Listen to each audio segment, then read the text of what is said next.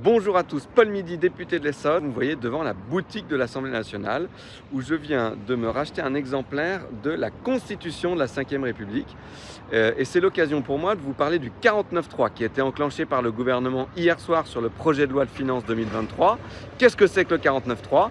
Eh bien en fait c'est tout simplement le 49e article de notre Constitution, troisième alinéa, c'est-à-dire le troisième paragraphe de cet article.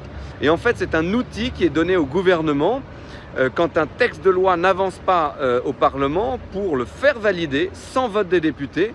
Mais évidemment, il y a une contrepartie à ça. La contrepartie, c'est que les oppositions peuvent déposer une motion de censure qui, elle, est soumise au vote des députés.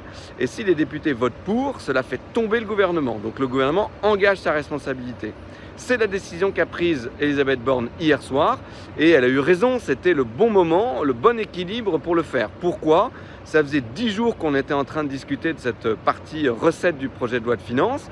On avait étudié plus de 1000 amendements, il en restait 2000, mais on arrivait au bout du calendrier imparti pour cette partie-là.